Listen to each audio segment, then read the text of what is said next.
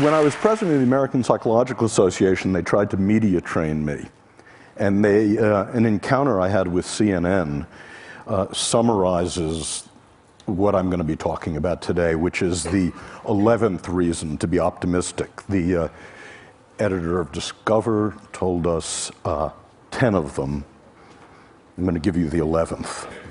So they came to me, CNN, and they said, Professor Seligman, would you tell us about the state of psychology today? We'd like to interview you about that. And I said, great. He said, but this is CNN, so you only get a soundbite. So, well, how many words do I get? I said, well, one.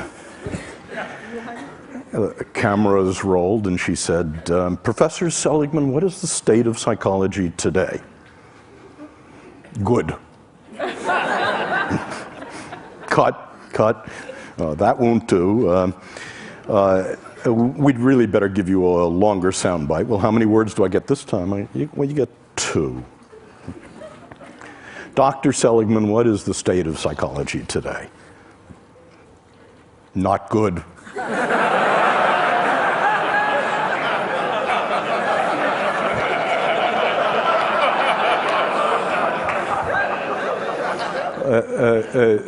Look, Dr. Seligman, we can see you're really not comfortable in this medium. We'd better give you a real soundbite. This time you can have 3 words. And, Professor Seligman, what is the state of psychology today? Not good enough. And that's what I'm going to be talking about. I want to say why psychology was good, why it was not good, and how it may become, in the next 10 years, good enough. And by parallel summary, I want to say the same thing about technology, about entertainment and design, because I think the issues are very similar. So why was psychology good? Well, for more than 60 years, psychology worked within the disease model. 10 years ago when I was on an airplane and I introduced myself to my seatmate and told them what I did, they'd move away from me. And because quite rightly, they were saying psychology is about finding what's wrong with you, spot the loony. And now when I tell people what I do, they move toward me. And what was good about psychology, about the $30 billion investment NIMH made, about working in the disease model, about what you mean by psychology, is that 60 years ago, none of the disorders were treatable. It was entirely smoke and mirrors. And now 14 of the disorders are treatable, 2 of them actually curable.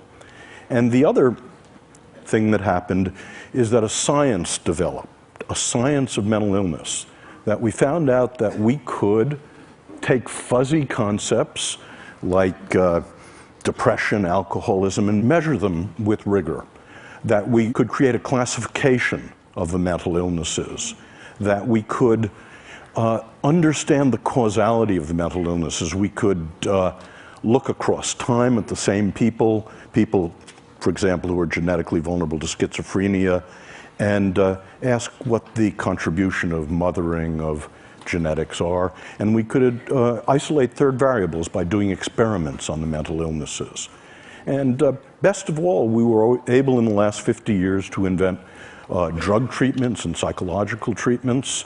And then we were able to test them rigorously in random assignment, placebo-controlled designs, throw out the things that didn't work, keep the things that actively did.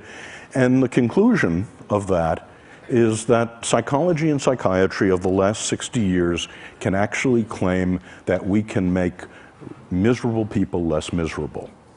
And I think that's terrific. I'm proud of it. But what was not good, the consequences of that, were 3 things. The first was moral, that psychologists and psychiatrists became victimologists, pathologizers, that our view of human nature was that if you were in trouble, bricks fell on you. And we forgot that people made choices and decisions. We forgot responsibility. That was the first cost.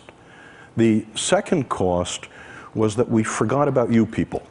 We forgot about improving normal lives. We forgot about a mission to make relatively untroubled people happier, more fulfilled, more productive. And Genius, high talent, became a dirty word. No one works on that. And the third problem about the disease model is in our rush to do something about people in trouble, in our rush to do something about repairing damage, it never occurred to us to develop interventions to make people happier, positive interventions. So that was not good. And so that's what led people like Nancy Etkoff, Dan Gilbert, Mike Csikszentmihalyi, and myself to work in something I call positive psychology, which has three aims.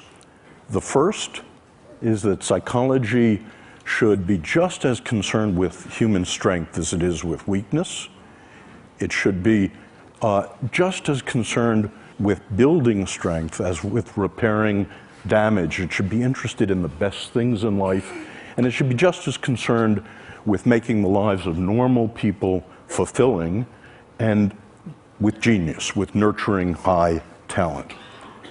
So, in the last 10 years, and the hope for the future, we've seen the beginnings of a science of positive psychology, a science of what makes life worth living. It turns out that we can measure different forms of happiness, and any of you for free can go to that website and take the entire panoply of tests of happiness. You can ask, how do you stack up for positive emotion, for meaning, for flow, against literally tens of thousands of other people. We created the opposite of the diagnostic manual of the insanities, a classification of the strengths and virtues that looks at the sex ratio, how they're defined, how to diagnose them, what builds them and what gets in their way. We found that we could discover the causation of the positive states, the relationship between left hemispheric activity and right hemispheric activity as a cause of happiness. I've spent my life working on extremely miserable people, and I've asked the question, how do extremely miserable people differ from the rest of you? And starting about 6 years ago, we asked about extremely happy people, and how do they differ from the rest of us? And it turns out there's one way, very surprising, they're not more religious, they're not in better shape, they don't have more money, they're not better looking, they don't have more good events and fewer bad events. The one way in which they differ, they're extremely social. They don't sit in seminars on Saturday morning. They don't spend time alone. Each of them is in a romantic relationship, and each has a rich repertoire of friends. But watch out here. This is merely correlational data, not causal, and it's about happiness in the first Hollywood sense I'm going to talk about. Happiness of ebullience and giggling and good cheer. And I'm going to suggest to you that's not nearly enough in just a moment. We found we could begin to look at interventions over the centuries, from the Buddha to Tony Robbins. About 120 interventions have been proposed that allegedly make people happy. And we find that we've been able to manualize many of them, and we actually carry out random assignment efficacy and effectiveness studies. That is, which ones actually make people lastingly happier. And in a couple of minutes I'll tell you about some of those results.